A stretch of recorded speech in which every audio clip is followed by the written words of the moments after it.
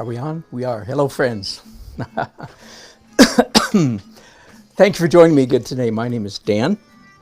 And in case you're new here, the DAA, that stands for Daily Art Adventure. This is number 665. Yes, that's right, folks. Whoops. One of these days, I'm going to buy a real clapper. This is kind of a clicker. Does the job anyway. All right, let me show you what I'm doing here today. I am doing a quick gouache. By the way, as a young man, I resisted buying gouache paints for many years because I didn't know how to pronounce the word. Now, once I realized that was my hang-up, then I said, what the heck? I'm going to buy it anyway. But the answer is gouache. Not gouache, just like squash, but gouache. All right.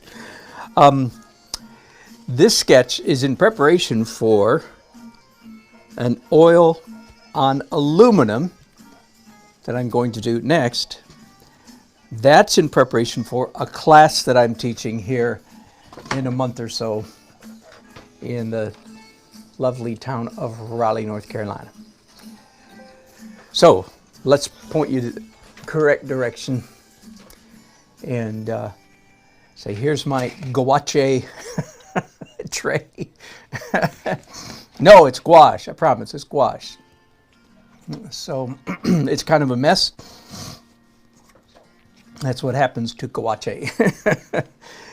And the first thing I did is the other day I pulled up a bunch of images.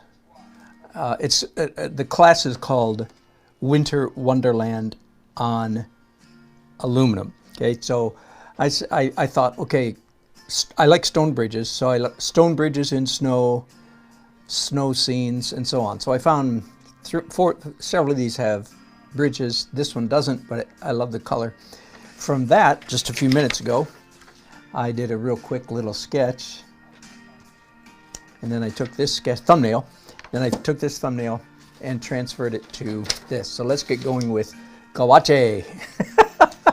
now that I've made an issue about it, I don't seem to be able to stop myself.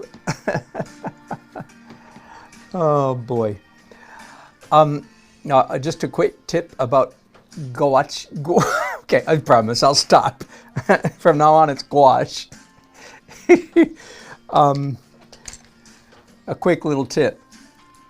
All these other colors can be reactivated without too much trouble.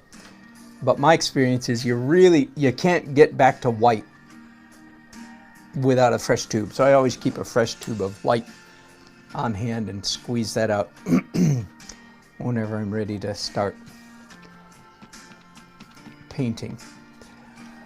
All right, I want a little bit. So this is, in a way, you could say, I suppose, a no frills, nothing fancy.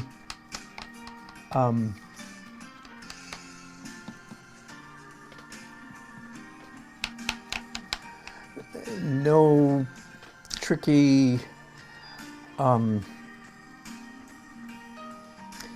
layering. Just kind of get the job done. Just get the job done is sort of the way I'm feeling about this. Here, I think I should back up so you guys can see me mixing paint as much as anything else. I know you can't see up in that corner. That's just a dark brown up there.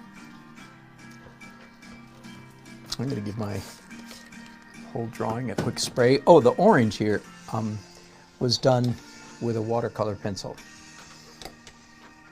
so that it would bleed when I got it wet, as you see I just did.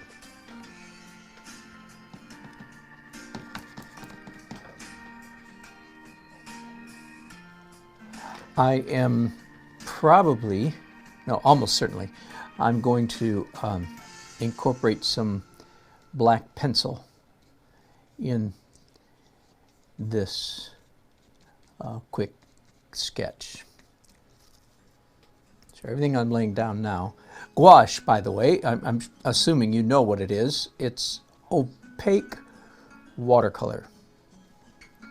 It is a very popular medium. Hang on, I'm looking now. Give me just a second to look. Very popular medium with illustrators back in the day when illustrators actually did illustrations by hand instead of on computers. It was shortly after we stopped banging rocks together.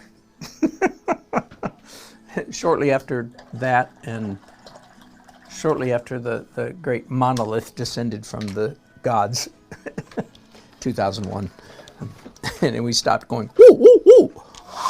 You know, that's how long ago we did illustrations. Sorry for the noise here. Can't be helped.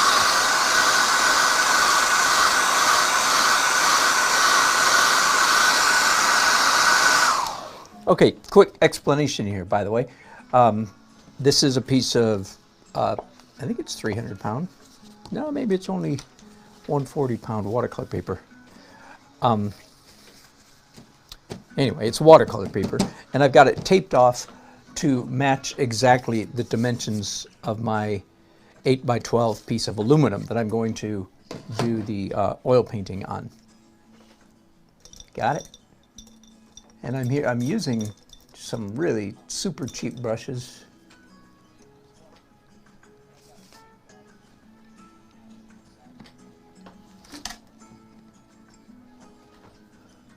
Just because I can. Some artists are so good they can't use cheap brushes. But that's not me. I can still use cheap brushes and make it look good. How about that? Every time I pick up a really cheap brush like this, and I occasionally buy cheap brushes just because they're cheap. So here, right? Here's a, buy 15 for $10 kind of thing. I always remind myself, and then half the time I remind you guys as well, that nobody before, I don't know, 1910 probably, Rembrandt and all of his cousins by the dozens, none of them had a brush as good as one of these. So if it was good enough for Rembrandt, it's good enough for me.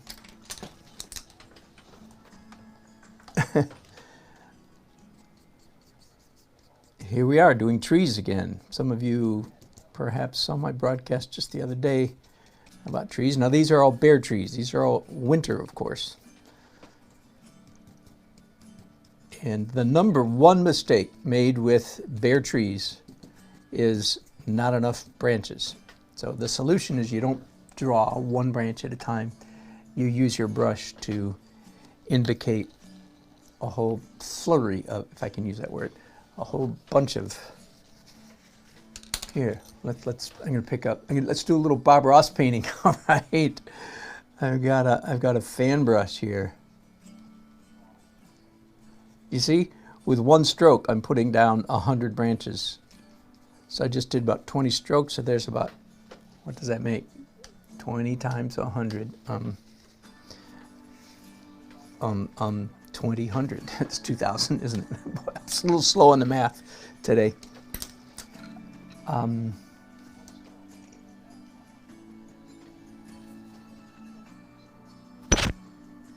right, let's go in and work on the sky a little bit before I go any further.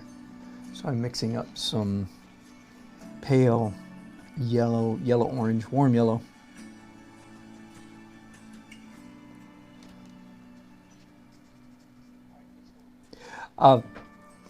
By the way, this is kind of ironic, I think, that in my list of, which I need to remember to post on YouTube community, because I talk about this periodically, and I just mentioned it the other day, I know. in my list of 10 worst or 10 most common mistakes made in landscape painting, number 2 is bare trees with not enough leaves. I mean, not enough leaves. Bare trees with not enough branches. Okay? Well then, what, pray tell, is number 1? In my humble opinion. I promise, it's humble. I am the most humble guy you know. Just take my word for it. The number 1 most common mistake in landscape painting is painting cliches. Now, here's just like this one. This, folks, ladies and gentlemen, this be a cliche. There is no getting around that. This is, I am painting here a pretty little picture. Pronounced just that way. Pretty little picture. Because that's what my class calls for, that I'm going to teach in a couple months here in North Carolina at Jerry's Artorama. I'm going to paint a pretty little picture. Hey, there's some chats. Let me see. Thinker888, good to have you on board. Oh, thank you. No, I'm glad you mentioned that. Thinker888. Did I ever do the video on Bob Ross brush tricks? No. Thank you for reminding me. Honestly, thank you. I'd forgotten about that. That I mentioned that a while ago, and I would love to do that. That will be just so fun. So what Thinker888 is talking about is some weeks or months ago. Forgive me, I don't remember. Because I say periodically, every real artist should know, every real painter, I should say, should know all the Bob Ross brush tricks, and then you simply use them in great moderation, with great control, greatly limited. Okay, so that's a great idea. I will do that. Thank you so much for reminding me. Artist Ross, hey Dan, thought I'd catch your stream while at lunch break. Good, glad to be timing it right for once. Are gouache paints expensive? No. Are there inexpensive brands that our inexperienced artists use to get started? No, my experience is they're all kind of inexpensive. That's one of the nice things about them. Just buy either a small kit or buy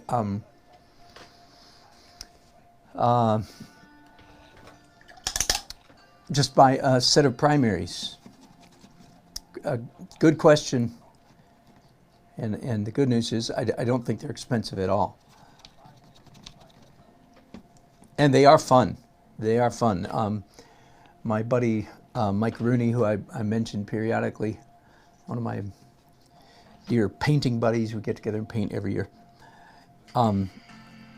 He does exactly what I'm doing here before many, maybe all, I don't know, many of his real paintings, so to speak, his oil paintings.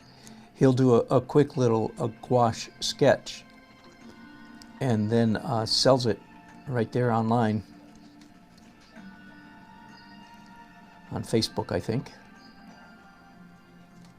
Yeah, so speaking of which, is this available? Are you kidding? Sure.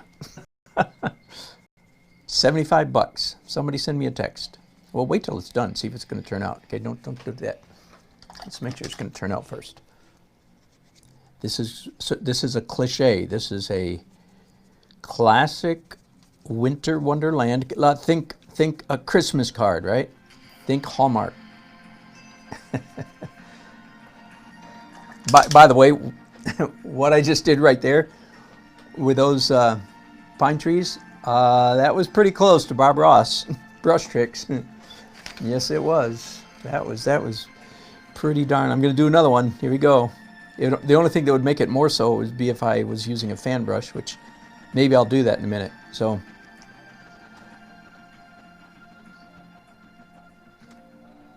did you catch that? See, that's brush tricks. How do you paint a key little pine tree, friendly little pine tree, in 40 seconds? The answer is Bob Ross tricks. Now, he didn't invent them, by any means. He just made good use of them and fooled half the people in the world into thinking he was doing good paintings. I'm not really picking on dear old Bob. I loved his show. I do. I still enjoy watching him. I think I enjoy watching him, just like everybody else. But his is the name that gets mentioned to me by far more than any, when I'm out painting on the street. It's really funny. People say, "Oh, like Bob Ross," and then I slap him, and that's the end of the conversation. Really. No, I don't slap too many people. I'm much more likely to say in his dreams.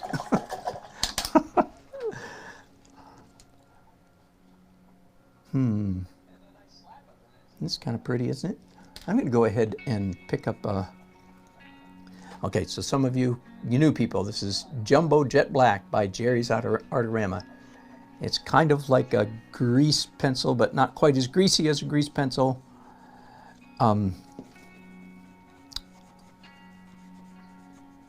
It's a little more greasy than a Conti crayon for you art student type people.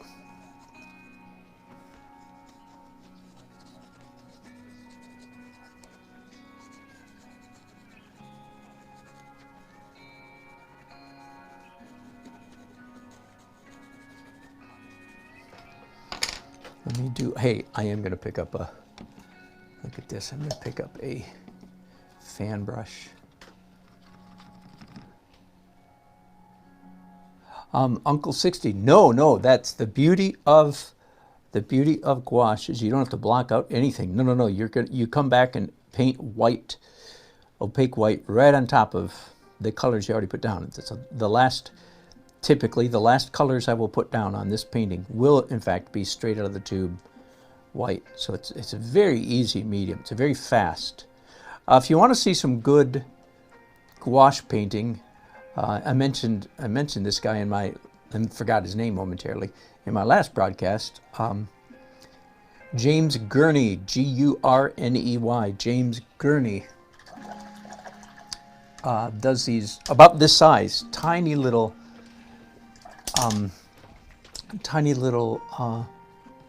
gouache sketches out in the field. He's a very, very good artist, very well-known artist.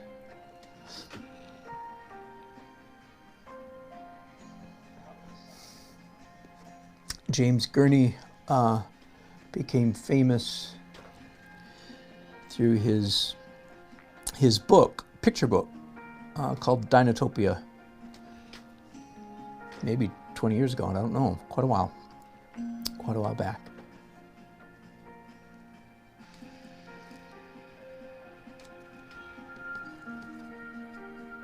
I'm doing some sky holes now, even in gouache. How about that? Just to get that back and forth. Interesting. No, this cheap brush is driving me crazy. After bragging about using cheap brushes, I've had it. I'm going to. These people should pay me, should they? Winsor Newton Series 7 finest sable. And I typically say, don't waste your money trying anything else. Just go ahead and get a Winsor Newton Series 7.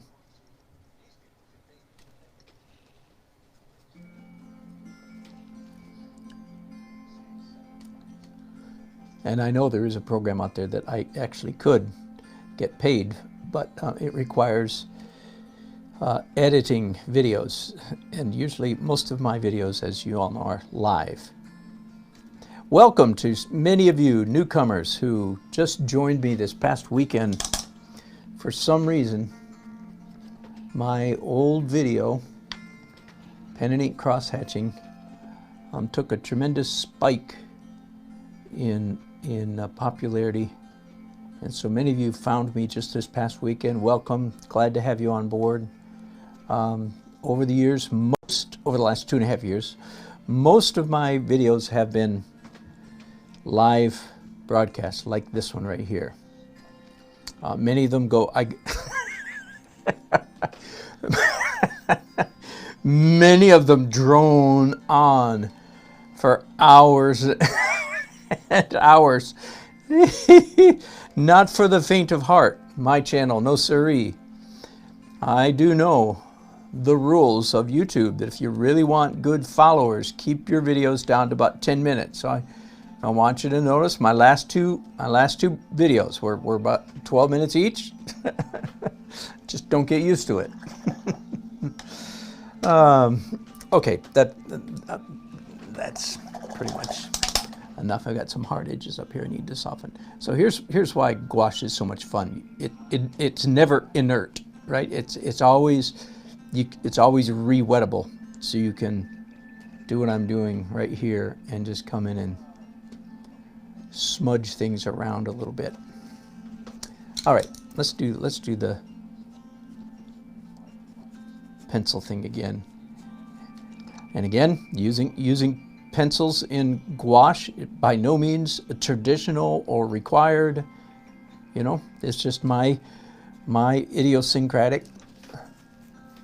That's sinks that idiots have. Just my own little idiosyncrasy. Chrissy's that idiots have, idiosyncrasy. Anyway, sorry. Enough of the really bad jokes.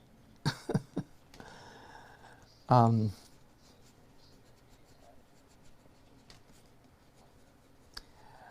just like the juxtaposition, if you will, the way scratchy lines and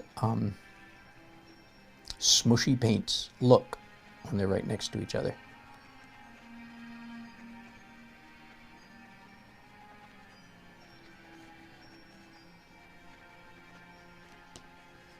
There's a stone bridge, right? With a couple lanterns on it, by the way. A couple lamp posts. I'm going to draw, here, switch grip. One person walking on the road here. He's got his head all scrunched down. He's a lone traveler. Should I put a backpack on him? Nah, should I put a cane in his hand? That's an idea. You know, I think I will. Since I'm doing cliches, hey, there we go.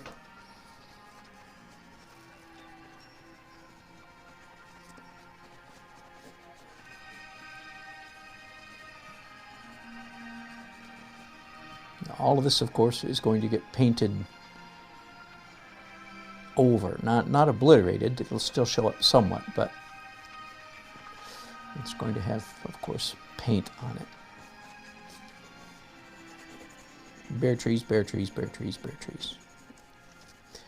All right, and you can't tell right now very much, but this is, in fact, yes, a snow scene. Okay. Here's a good trivia kind of question for you. What color do you paint snow? Now, we know what every kid would say. What? What? That's a kid. That's a kid piping up. And you all know that that is not the correct answer. Otherwise, I would not have asked such a stupid question. Being a little bit smart about it. Being a little smart alecky about it. So let me answer that question. What color do you paint snow? The answer is any color but white. Now, I haven't even started the snow here, really. There's snow on these branches, but you can't see it yet. And now, let me be a little more specific.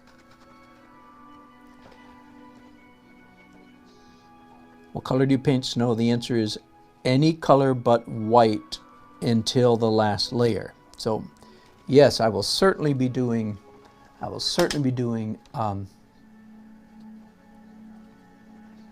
white snow, but it'll be very, very, very limited. And can you tell, by the way, if this is sky up here, then what color is my snow going to be? You got it. The answer, oh man, I've got to be done here in 20 minutes. The answer to what color is the sky going to be? What color is the snow going to be? The answer is same color as the sky. Okay? So here we go. Slapping down our first layer of snow. Now here's a question I've got. Will the stream be frozen over or no? I think the answer is no. More picturesque if the stream is reflective, flowing and reflecting. In which case, and again, I'm looking at several paintings that I looked up before I started this broadcast. Some of those are photographs. They're not all paintings.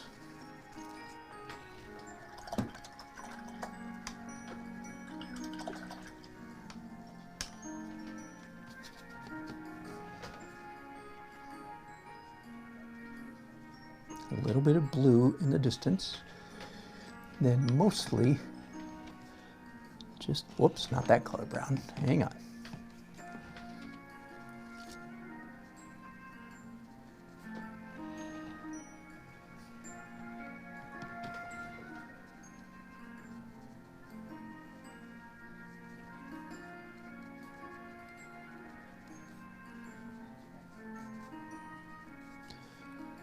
Now, again, nearly everything about this fine little sketch is cliche. Now, again, or I could say too, since he's come up already, everything about this fine little sketch is Bob Ross. It's just, which was one of the characteristics of his paintings. They were all cliches. Now, again, I'm not complaining. I enjoy his show, but you shouldn't do Bob Ross paintings.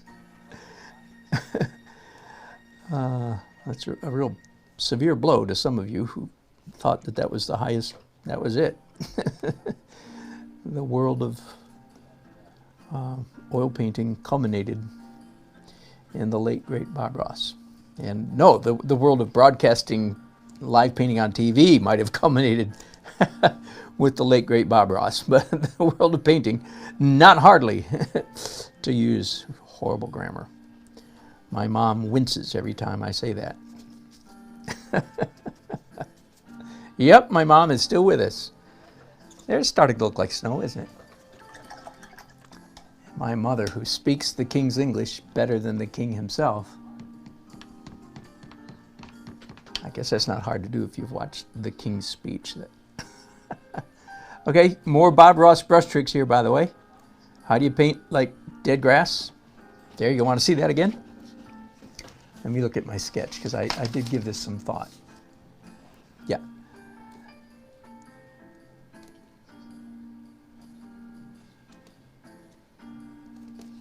Let me make this brush drier. Just painting with the edge of the brush. See, so this is the kind of trick that if you're a painter, you should know this trick. But if you're doing a real painting, not like what I'm doing right here, if you're doing a real painting, you resist the temptation to do that so many times. Does that make sense? You can do that. You can do that. You can do this like once, twice, maybe 3 times, and then you better find out some other way to render these dead branches in the snow. Does that make sense? But because this is not a real painting, you know what I mean by that. At least I'm assuming you know what I mean by that. This is just for fun and just for function, quick little sketch. Will it be pretty? Well, I hope so. Yeah. Will it be nice? Well, yeah. Will it be cliche? Heck yeah. Have I made that clear? This is a cliche. And generally speaking, because it's a cliche, it should never, for instance, it should never win any art competition. And I judged a fair number of competitions Would a painting like this ever win? I mean, every other painting in the competition would have to be so bad for a painting like this, nicely rendered, let's imagine, to be considered for a prize. Why? Because it's a cliche. It's a Hallmark greeting card. Nothing wrong with Hallmark greeting cards. Do you understand? Nothing wrong with kitsch, if you will, in its right place. And this is a right place for kitsch. I'm going to pick up now a smaller. I abandoned my cheap brushes really quickly, didn't I? I'll come back and use them again, but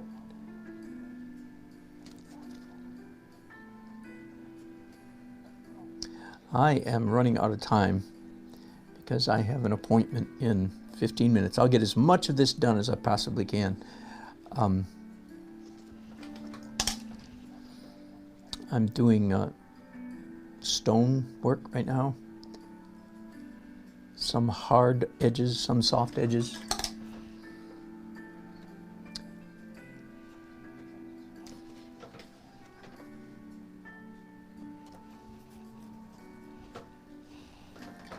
Oh, and then I do have some big bare trees right up front here. Right where it needs to be.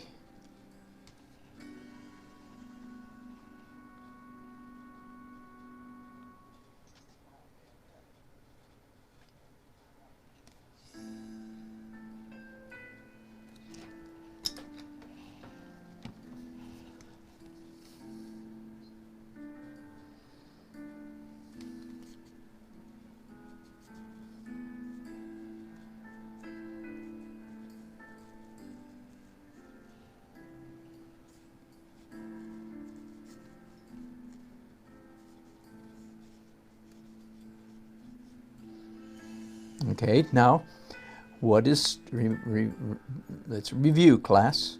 The number one mistake made by beginner artists when they draw bare trees, what is it? The number one mistake is not enough branches. So here again, I'm going to employ some good old Bob Ross trickery.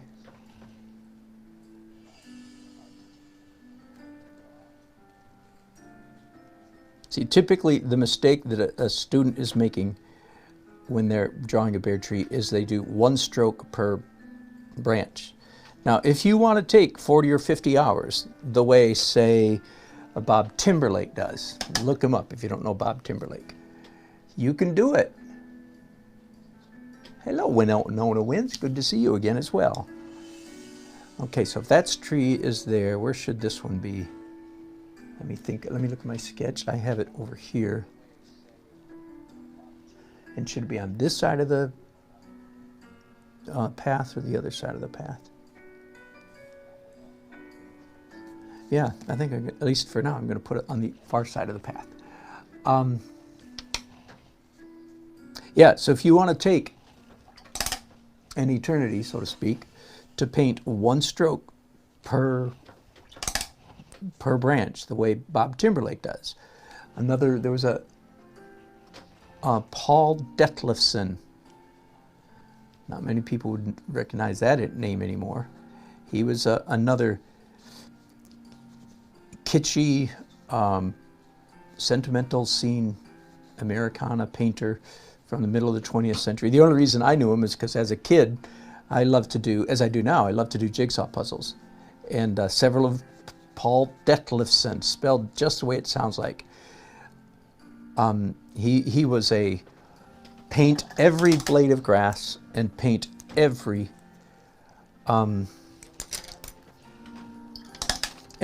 twig, every leaf on the tree.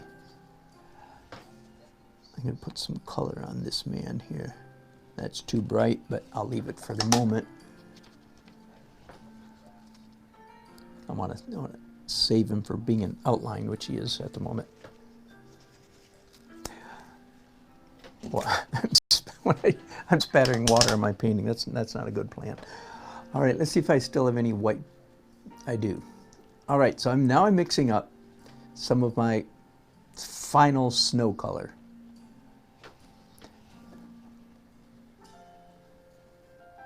which is warm white.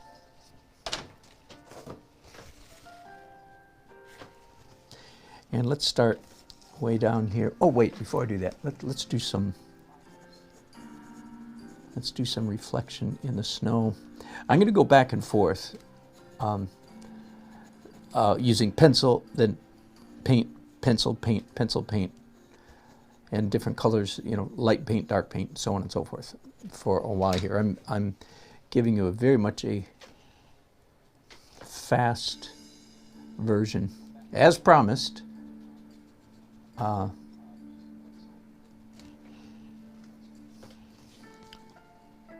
Now let's get some snow on these. This will suddenly look a whole lot more charming and winter-ish in just a minute. Now, for anybody who missed the beginning of this, that needs to be darker. The reason I'm doing this little sketch is because I'm teaching a class here. It might be in December, I can't remember, November, December. And me and the venue, Jerry's Artorama, the people in charge over there, we're always trying to think of new ideas. What would people like to take? So we thought, well, they might like to do, you know, a nice little kitschy painting. We didn't use that word, but we could have. A nice little thing on aluminum. So that's the fun. That's the fun of this class. It's going to be painting a Hallmark Christmas card on aluminum. And this is my sketch. As soon as I finish this, and I'll broadcast this as well, I'll be doing oil on aluminum. Let's do some snow. I'm not done with any of this. Nope, I'm not done down here. I'm not done on that tree. I'm just running ahead a little bit so that before this episode ends, you'll be able to see sort of, in essence, the look that I'm going after in this little party picture.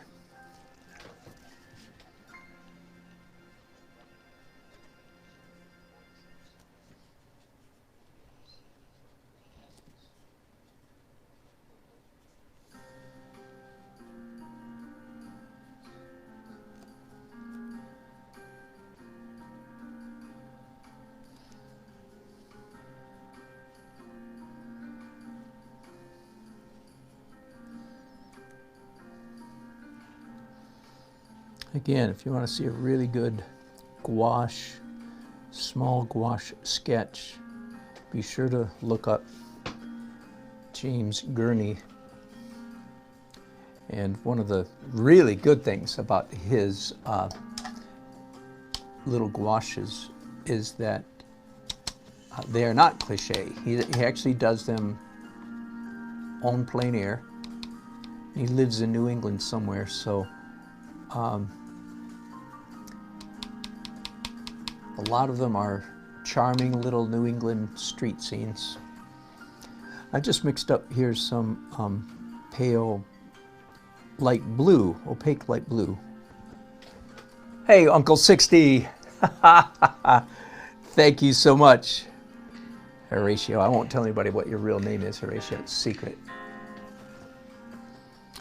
But thank you very much. So the rest of you, that's Uncle Horatio is using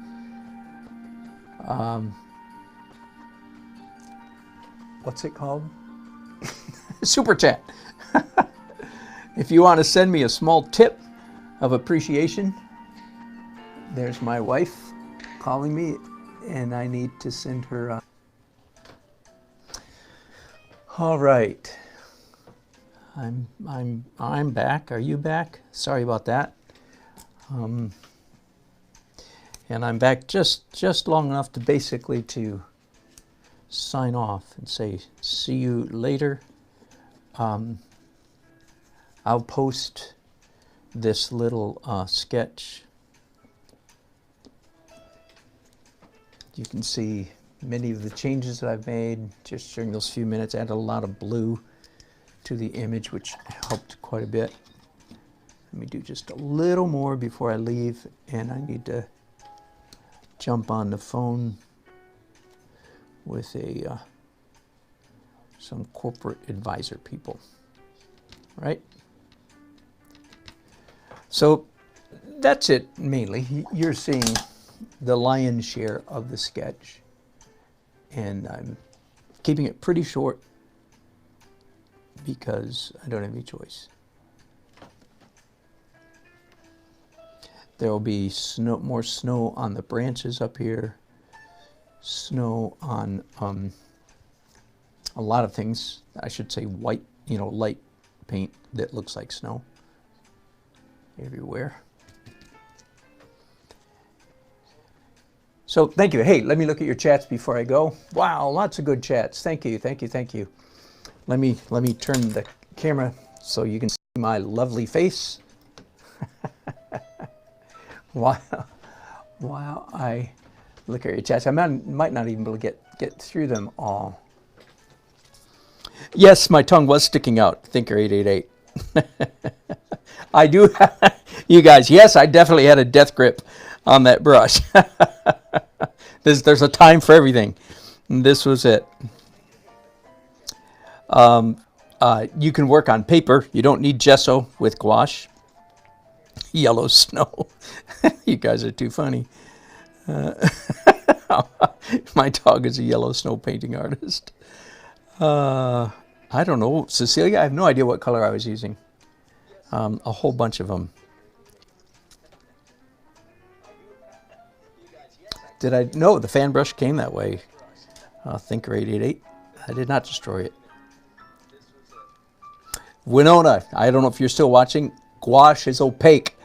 That's the difference. So it's real easy to use. Hello, new subscriber from Colombia. Good to have you on board. By the way, I often butcher the English language. I'll try to make it clear when I'm doing that. Hi, Deborah. Love the pretty picture. Thank you. And love Gurney.